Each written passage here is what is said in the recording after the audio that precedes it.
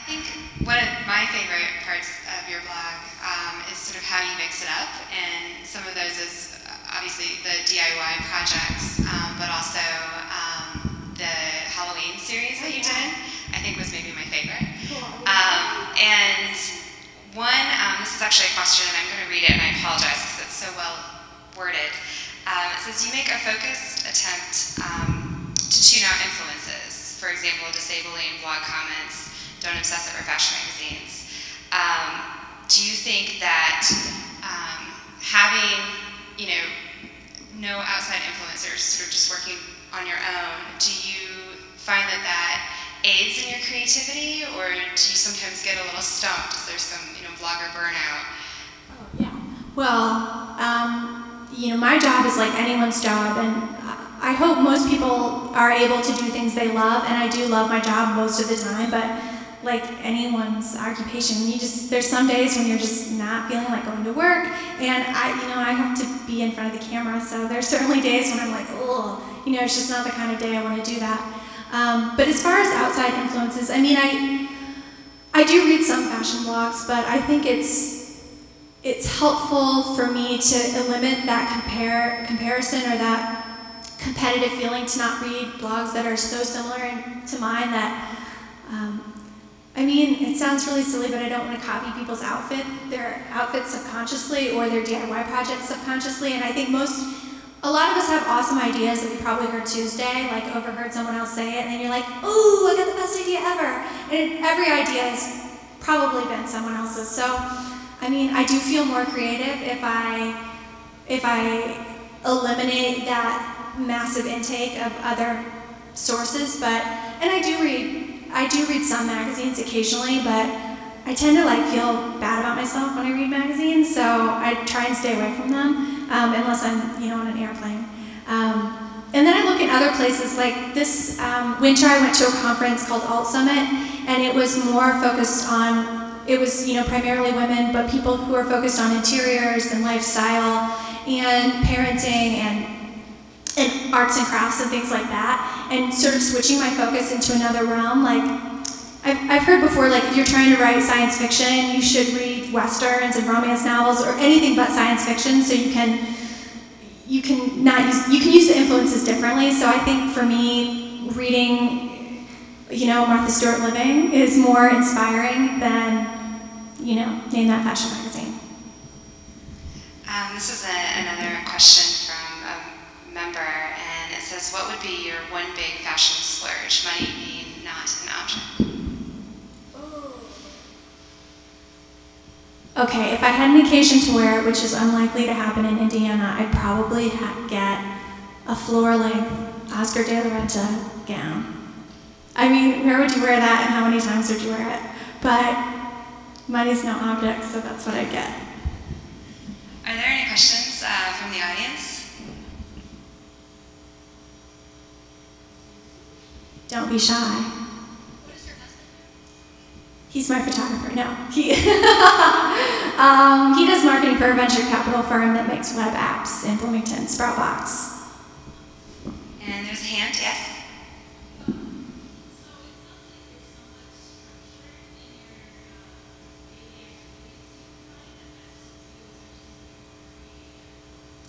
Ooh, that's a good question. Yeah, it kind of does. And you can probably imagine that I like to shop, and I have a lot of clothes, and I like to make new stuff all the time. So sometimes I stare at my closet, and although, sure, I have plenty of things to wear, I'm like, oh, I have nothing to wear. So I started to give myself parameters, like the week Mad Men came out, I did a retro week. And I tried to do it chronologically from the early 60s to the mid 60s. It was on the last slide, but there was a photo of me wearing this dress. It's from the 60s. I don't think none of those other ones, maybe that one is, from that week. But giving myself parameters made it so much easier to be creative than just saying blank slate, I can do whatever I want today. That inevitably turns into me checking Twitter over and over and over. So structure, sometimes I'm better at it than others. But having some sort of theme and narrowing it down is what I think ultimately makes me the most creative. If you could do this, what would you do? Well, I told my husband on the drive out that I think I would like to, I don't know, maybe I could do this. I like to listen to people talk about their problems, so I think being a therapist would be a rewarding occupation, but I'm sure I would have to get another undergraduate degree and then graduate school. I mean, it'd be a long process, but I change that every day. You know, some days I'm like, I want to design playing cards, or I don't know. And there's a hand, Allison.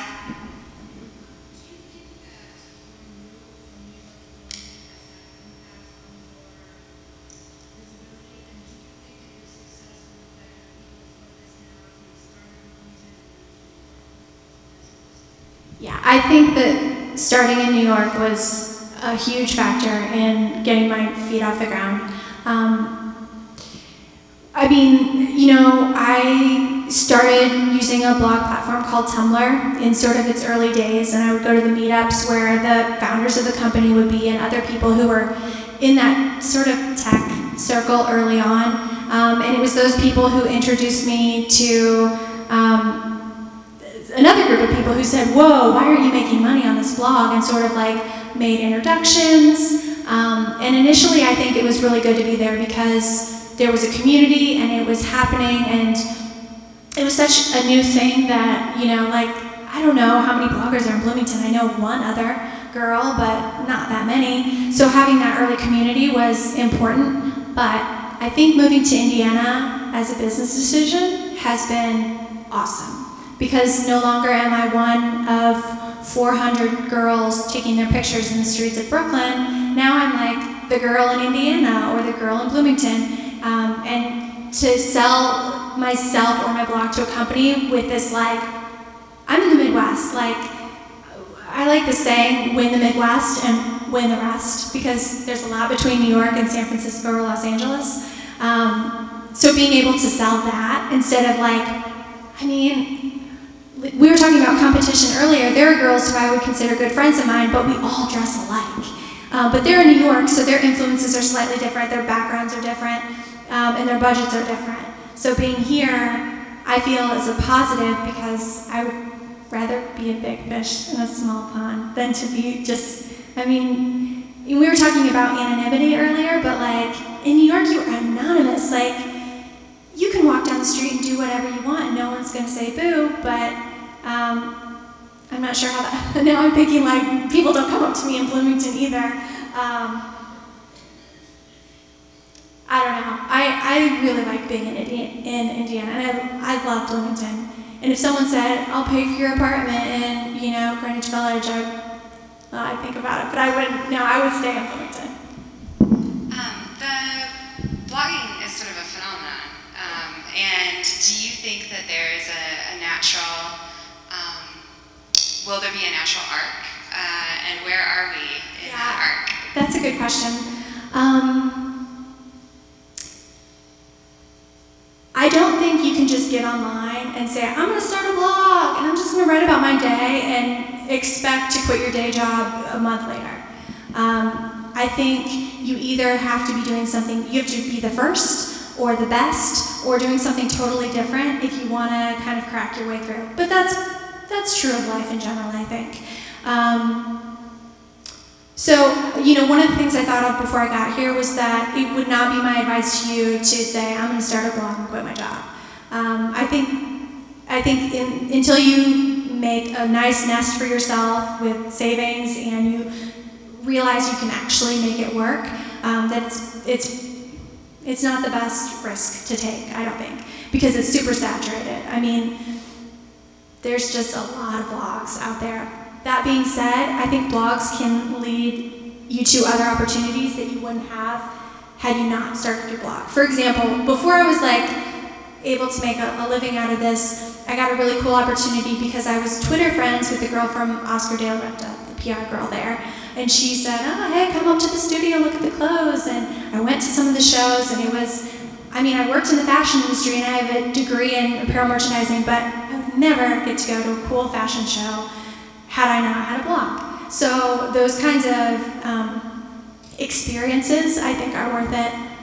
I mean, I've worked with super cool people and I've met super cool people. So if you're if your purpose is if you're thinking of starting a blog, number one, it should be to express yourself or share something that you think is interesting.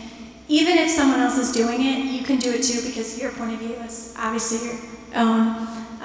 But be open to the idea that like meetings like this, you could, you know, if you're a photographer, you could find a girl who looks, you know, great in clothes and have her be your model, or you could find someone who's I'm sure there's stylists here. There's awesome ways to collaborate outside of making money from a blog. And I think we're nearing the end, but I wanted to discuss your book. How did that come about? Well, I was playing around with the idea of a book, and someone had come to me and said, you know, this is an idea I think you should pursue. They weren't quite a publisher, but they were kind of in that game, and they wanted me to sell all of my photos to them, and it wasn't for very much. So I ended up saying no. I mean, it was a decent amount of money, but I thought they were far more valuable. So I said no, and I kind of felt sad. But I knew I wanted to write a book. I just was like, I saw Julie and Julia, I read the book, and I'm like, yeah, that's going to happen to me. I'm going to get a book deal. And my husband, oh, he's so sweet. He gave me a blank notebook that said, like, write the book you've always wanted to write. Or I wanted it to be called Recipe for Style, so he wrote Recipe for Style by Jessica Quirk. And that wasn't even my name yet. We weren't even married. But he gave me that as a gift and a pen. He's like, just go write the book you want to do. So I started drawing in it. And I had a meeting, like a chance meeting with a woman who wanted to work with me on another project, and she's like, what else are you doing? What do you do in your free time? I'm like, well, I like to draw. I'm like, I draw these little figures. I'm kind of thinking about writing a book. She's like, oh, I have a literary agent. You want to meet her? And this is all, like, this is kind of like the stuff with movies, because it really was great luck. But I met my agent, and she thought, this is probably something that could be sold. And I had a meeting with my publisher, and they called me back and were like, yeah, write a book. It was great. I mean, it was really, really great. And then I wrote it in 3 months, which was not nearly enough time because I was planning my wedding in Indiana while I lived in New York. So I kind of crammed all these like joyous moments into a really small window, and I wish I had given myself more time to enjoy it. And then I got to work with really smart editors and marketing people, and you know, I'm not making a living off of writing a book. I don't think publishing is your route to becoming wealthy at all. But it was a great experience, and I'm glad I did it. And if you see it at the library or the bookstore, flip through it.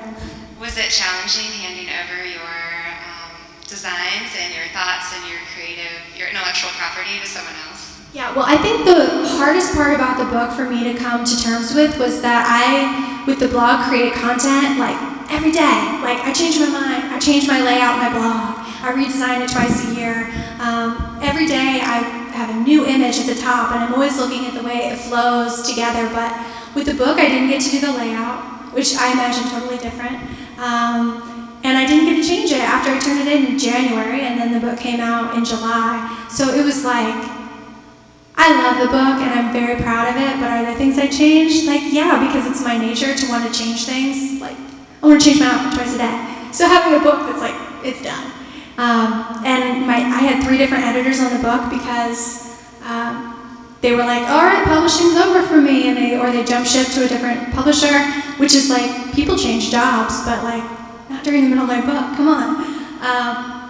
So yeah, I mean, there's a lot of things that are out of your control, and you get a contract, and it's 17 pages long, and you sign your name, and you don't get to pick the cover. So I'm sorry, but you get a book. So it's just like, you know, of course there's things I would change, but overall the experience was really good.